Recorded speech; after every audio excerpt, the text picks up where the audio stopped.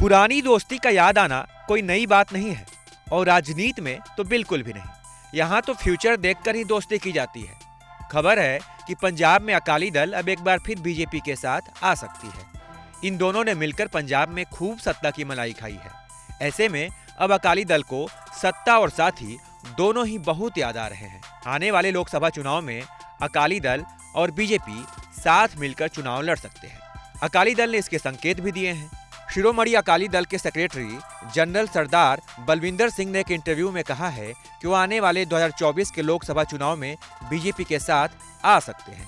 हालांकि इसको लेकर अभी तक कोई फैसला नहीं किया गया है। बता दें कि इस विधानसभा चुनाव में अकाली दल ने भाजपा का साथ छोड़ दिया था और बीएसपी के साथ गठबंधन कर सत्ता में आने का सपना देख रही थी।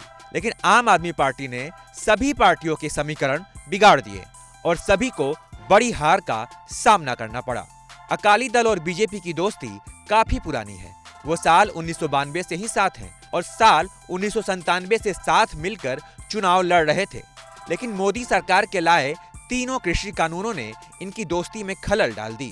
अकाली दल को इस बात का डर था कि अगर उसने इन कानूनों का समर्थन किया तो पंजाब में एक बड़ा वोट बैंक उनसे छिटक जाएगा।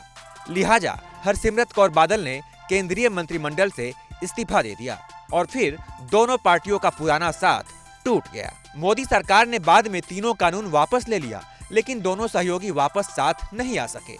हालांकि दोनों ही पार्टियों ने एक दूसरे के सामने गठबंधन के विकल्प भी खोले रखे।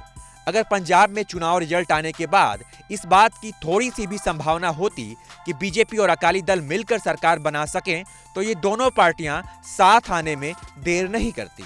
वोटिंग के बाद से ही रिजल्ट पर दोनों पार्टियों की नजर थी, लेकिन आम आदमी पार्टी ने दोनों को ही ऐसा मौका नहीं दिया।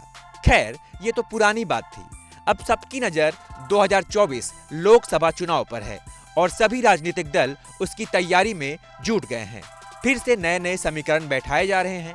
ऐसे में इस बात के संकेत हैं कि एक बार फिर से बीजेपी और अकाली दल साथ मिलकर चुनाव लड़ सकते हैं।